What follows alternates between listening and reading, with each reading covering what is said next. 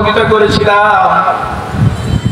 যে সময় আমার রাসূল ছিলেন তিনি সহ আরেকজন দুইজন, পৃথিবীর কোন মানুষ জানতো না বিশ্ব নবী সেখানে উপস্থিত, আমি আল্লাহ জানতাম।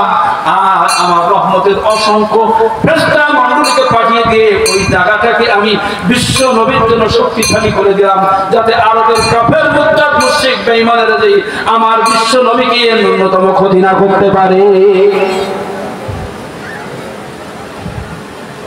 আমার আল্লাহ তাআলার বাণী, রব্বুল আলামিন বললেন ফাকাদ নাসারাহুল্লাহ, অবশ্যই আমার নবীকে আমি সাহায্য করব।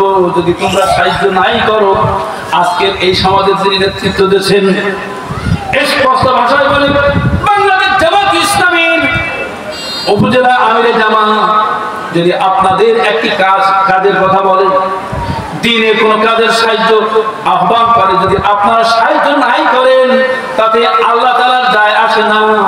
সময়ের প্রয়োজনে মহান আল্লাহর রহমতের ফেরেশতা দিয়ে হলো এই উপজেলার যিনি দায়ী, এই উপজেলার যিনি দায়িত্বশীল আল্লাহ তাআলাই অবশ্যই সাহায্য করে থাকে। জাস্ট ফর এক্সাম্পল, সাল হচ্ছে 2012, তখন সুনির্দিষ্ট পরিবেশ আপনারা ভালো জানেন। সাতক্ষীরাতে অবস্থান করছি, এত বছরে আমার উপজেলায় একটা ঘটনা সংঘটিত হলো। আমরা জীবনের যে সমস্ত জায়গাগুলো পছন্দ করি, বাংলাদেশ জামাত ইসলামের উপজেলা অফিসে ওরা 100% অন্যায়ের উপরে ভিত্তি করে আঘাত করলো, হামলা করলো। সাতক্ষীরার আমাদের প্রধান দায়িত্ব সে বললেন ওসমান গনি সঙ্গী সাথীদেরকে নিয়ে করবাই যাও। কেন তারা জামাত অফিসে হামলা করলো, এর প্রতিবাদ অবশ্যই রাজপথে করবে। সেদিন সাথী ভাইদেরকে নিয়ে আসলাম। আমাদের কলম গভর্নমেন্ট কলেজ অনেক হয়তো দেখেছেন, চেনেন, ওখানে আসলে পুলিশের ব্যারিকেড, প্লিজ আমাদের রোড ছেড়ে দেন। আমি বলছি কি, দিনের প্রয়োজনে যদি আপনি আমি সাহায্য না করি, আল্লাহ সুবহানাহু ওয়া তাআলা দিনের দায়িত্ব যদি সাহায্য করেন, এর বাস্তব নমুনা এখনো পর্যন্ত আছে। সুবহানাল্লাহ বলুন। স্পষ্ট আল্লাহ তো বলেছেন আমি অবশ্যই, তোমরা যদি সাহায্য না করো আমার রাসূলকে আমি আল্লাহ স্বয়ং সাহায্য করব। কিন্তু আপনি আমি যদি সাহায্য না করি, এর কুফল আছে না? রাসূলের শাফাত ব্যতীত কি জান্নাতুল ফেরদাউস যাওয়া যাবে নাকি? যাওয়া যাবে নাকি? রাসূলের শাফাত লাগবে না? রাসূলের কাছে সাহায্য করবে না তো শাফাত রাসূল করবে কেন? ঠিক বাটওয়াই কেন করবে? রাসূলের কাছে আপনি আমি অগ্রগামী হব না, সাহায্যকারী হব না। অর্থ চাইলে মুখ ক্ষুদ্ধ দেব না, তা আল্লাহ নবী দেবেন কেন? আল্লাহ নবী সেই দুর্দিনে আপনাকে আমাকে সাহায্য করবেন কেন? প্রিয় সাথীরা আমার, যে কথাটি বলতেছিলাম, আমি ওসি সাহেবকে বললাম প্লিজ আপনি রোড ছেড়ে দেন, রোড ছেড়ে দেন।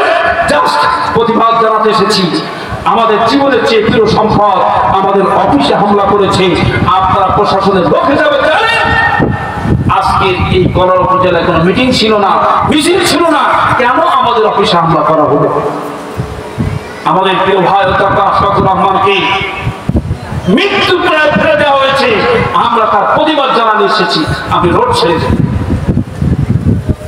উনি তখন বলছে আচ্ছা এই পাশ থেকে যান, এটা চোরা অপরাধ। এক পর্যায়ে খোদার ফজলে রোড ছেড়ে দিল। সামনে আগায় দেখি বালতি আলাদা, বালতি আলাদা বোঝেন?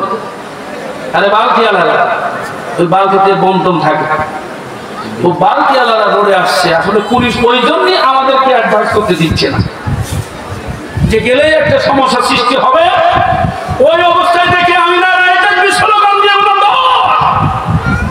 আল্লাহ অনুগ্রহ, আমি স্পষ্ট দেখছি সঙ্গে সঙ্গে বালতি আলাদা যে কোথায় গেল আল্লাহ মালিক সেই জানে। আমি আবার প্রস্তুতি মিছিল অ্যাডভান্স করলাম। কিছুদিন সামনে যাইতে না যাইতে দেখি ওদের প্রস্তুতি আরো বেশি। ঠিক একইভাবেই স্লোগান দিয়ে যখন অ্যাডভান্স করলাম, কোথায় তারা চলে গেল তা তাদের কোনো অস্তিত্ব মিলল না। এ সাহায্য কে করেছেন? এ সাহায্য কে করেছেন? এখনো পর্যন্ত আল্লাহ সাহায্য করে। আপনি আমি যদি দিনের সাহায্য নাই করি, মহান রবের কাছে কোনো করুন। আপনি আমি আপনার আমার নিজের জন্য কি করি? দিনের কাজ করি, 5 ওয়াক্ত নামাজ আদায় করে বড় মুসলিম হয়ে কপাল ফেলাই ফেলাই, আপনার আমার জন্য, ঠিক তো নাকি? আমার ভাইরা, আল্লাহ বললেন, হে পৃথিবীর মানুষ শুনে রেখে দাও, সেদিন আমি কি করেছিলাম? বিশ্ব নবী আবু বকর গায়ে শুনেছিলেন, আমি আল্লাহ কি করলাম? আল্লাহ বললেন, ফানসালাল্লাহু সাকিনাতাহু আলাইহি ওয়া আইয়াদাহু বিজুনুদিন লাম তারাওহা।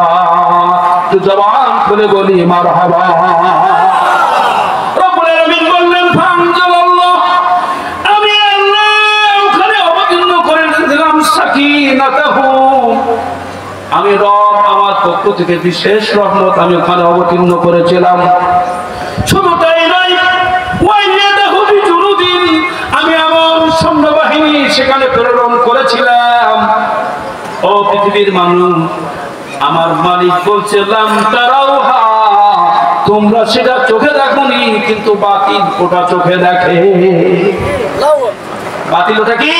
চোখে দেখে।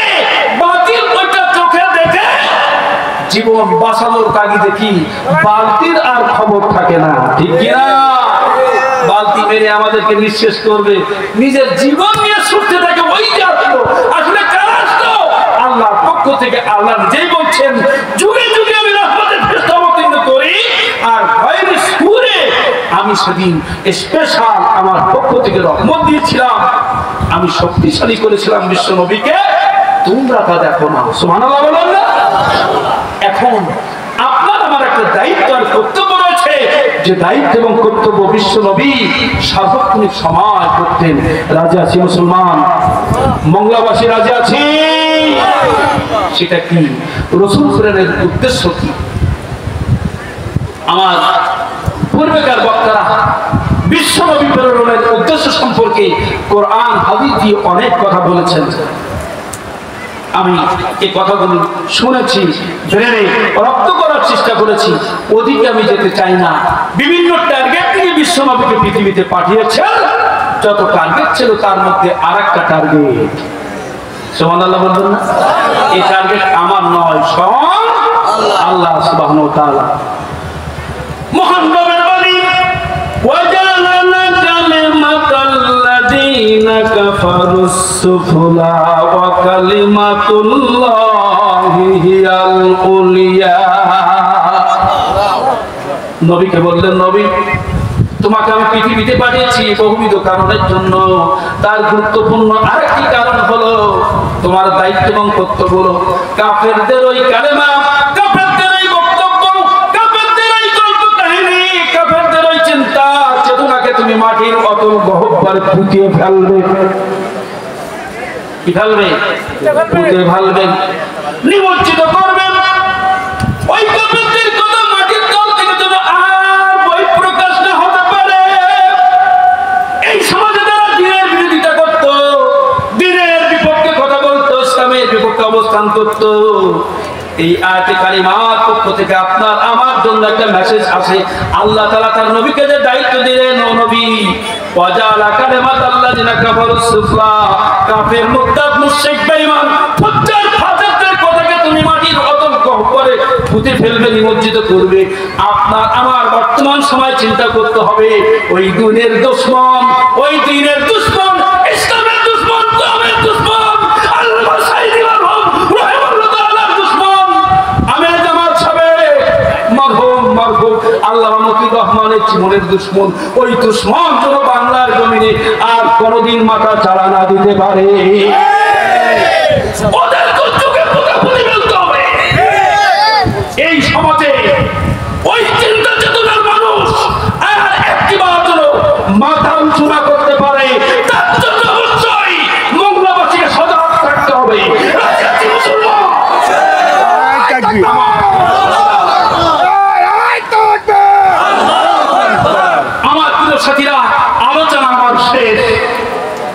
বিশ্বনবীর জীবন চরিত সারা জীবন শুনছি, মৌলিক শিক্ষা কতটুকু অর্জন করতেছি, এটাই হলো বাস্তবতা, ঠিক কিনা? এটাই হলো বাস্তবতা। বিশ্বনবীর জীবন চরিত শুনতে হবে, তা মানতে হবে। শুনলাম, ভুলে গেলাম, মানলাম না, এটা নেপাতির চরিত্র। আর যদি নেপাতির চরিত্র অর্জিত হয়, আপনার আমার ঠিকানা হবে ইন্নাল মুনাফিকিনা ফি দারকিল আসফালি মিনান নার, জাহান্নামের সর্বনিম্নে কঠিন শাস্তির মধ্যে এই মুনাফিকদেরকে নিপতিত করা হবে। আমরা কি ওই শাস্তি সইতে পারবো? কথা বলেন, সইতে পারবো? তাহলে আমাদের কর্তব্য কি? অবশ্যই যতদিন পর্যন্ত আমাদের চোখের চাকুরি আছে, যতদিন পর্যন্ত আমাদের মুখের কথা বলার শক্তি আছে, যতদিন পর্যন্ত আমাদের পায়ের কদম সামনের দিকে নিয়ে যাওয়ার শক্তি আল্লাহ রাখবেন, ততদিন পর্যন্ত অবশ্যই অবশ্যই আপনাকে আমাকে ইসলামের কথা বলতে হবে, কালেমার মানুষদেরকে ডাকতে হবে, ঠিক কিনা? আজকে ছাত্র জনতা তারা একটা অধিকারের কথা বলছিল। এই একটা অধিকার, যারা মেধাবী তাদেরকে গুরুত্ব দেওয়া, মেধাবীদের দিয়ে দেশ পরিচালনা করা, তাদেরকে চাকরির ব্যবস্থা করা, তাদের চাকরির ব্যবস্থা না, তাদের যোগ্যতার আলোকে তাদের চাকরি দিতে হবে, এই অধিকার নিয়ে কথা বলেছিল। যার কারণে আমরা লক্ষ্য করেছি শহীদ আবু সাঈদ এই অধিকারের কথাটা বলতে চেয়ে দুই হাত সম্প্রসারিত করে বুকটা এগিয়ে দিয়েছিল। আমার বোন বলে, ওই আবু সাঈদ হয়তো বা জানতো আমার বুকে গুলি মারবে না। অথচ এই বাংলার মানুষের মাথার ঘাম পড়ে বলে অর্থ দিয়ে এই বাংলার মানুষেরা হাজার হাজার লক্ষ লক্ষ মানুষ স্ত্রীর মায়া ত্যাগ করে, স্বামী কেবল স্ত্রীর মায়া ত্যাগ করে, সন্তানের মায়া ত্যাগ করে, পিতা মাতার মায়া ত্যাগ করে হাজার হাজার বর্গ কিলোমিটার অদূরে প্রবাস জীবন যাপন করে সেখান থেকে টাকা পাচ্ছে, সেই রেমিটেন্সের টাকা দিয়ে অস্ত্র কেনা, গুলি কেনা, পছন্দ বঙ্গকন্যা শেখ হাসিনা নির্দেশ দিল। আর সদর অধীন ছাত্র জনতা, এমনকি ছাত্রীদের জীবনকে ওরা কেড়ে নিল। এই বিচার বাংলার জমিনে হওয়া দরকার কি দরকার না? দরকার না। 30,000-এর ঊর্ধ্বে ছাত্র জনতাকে পঙ্গু করলো, অবশ্যম্ভাবী এ বিচার দেশে হবে। এর দিক থেকে কথা বললে অবশ্যই আইন তার সুনির্দিষ্ট গতিতে চলবে। আমি এদেশের প্রশাসনকে বিনয়ের সঙ্গে অনুরোধ করতে চাই, অন্তর্বর্তীকালীন সরকার যে পদক্ষেপ নিচ্ছে, এদেশের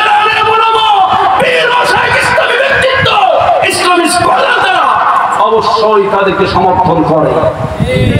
তারা সময়ের ব্যবধানে অবাধ সুষ্ঠু একটি নির্বাচন দেবে, যে নির্বাচনে সৎ, যোগ্য, খোদাভীরু নেতৃত্বজনক এদেশে যেন কায়েম হতে পারে, যারা যেন বিশ্ব নবীর মতন একটা সোনালী সমাজ এদেশে প্রতিষ্ঠা করতে পারে। আমিন বলবেন না? আমরা মানুষকে সম্মান দিতে জানি। আমার এক শ্রদ্ধাপ্রধান অতিথি তিনি বলছিলেন, বিশ্ব নবীর শানে একজন সমাজপতি নেতৃত্বশীল ব্যক্তি